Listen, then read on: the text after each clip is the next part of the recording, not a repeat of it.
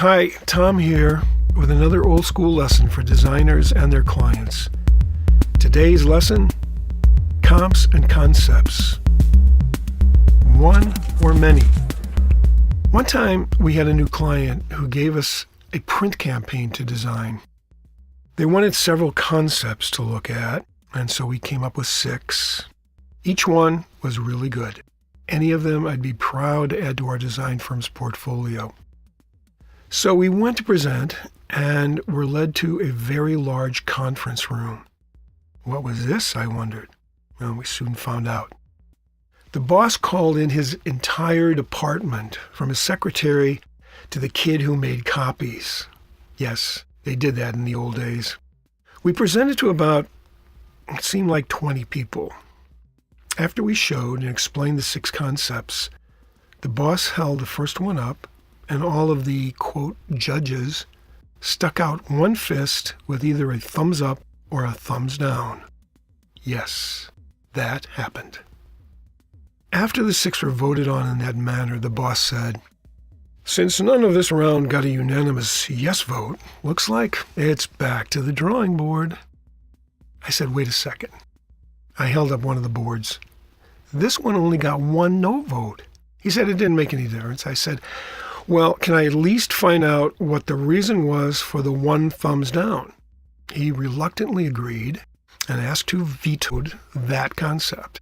It was an older woman. I have no idea who she was or what she did there. So I asked her what she found objectionable about that design. She said, wait for it, "It's in green. I hate green." I said softly, "We can change the color." And here's my point. I was from the old school where you'd give your clients lots of options. I'd love to give 3, 4, 6, 8 different ideas. It was fun to assign a challenge to my designers and see what they came up with. And when they were all good, I could never cut the finalists down enough. I'd show everything. Then there was the adrenaline rush when the clients went gaga over the choices. So much creativity, they'd squeal. "They're all so good," they'd gush. "We just don't know which one's the best." Okay, there was some competition among us too. But no matter whose idea was eventually picked, we all celebrated. That was creative work at its most exhilarating.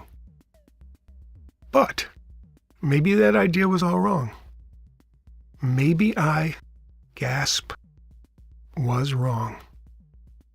After long talks with fellow designer Keith Nguyen, one of IU Creative's design associates, and a wonderful younger designer who is old enough to have also run the halls of the old school, I now think his idea of the right number of comps to show is correct.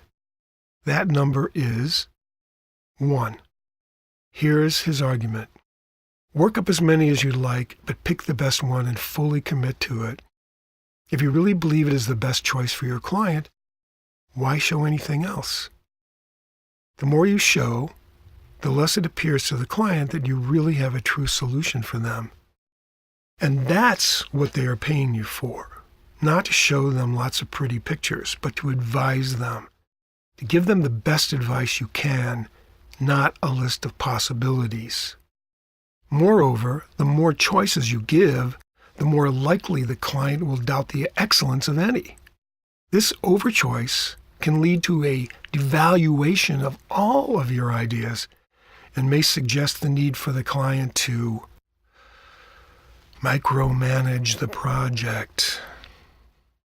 Instead, says Keith, find the best one, believe in it, explain it, defend it, and your client will have confidence in it and in you.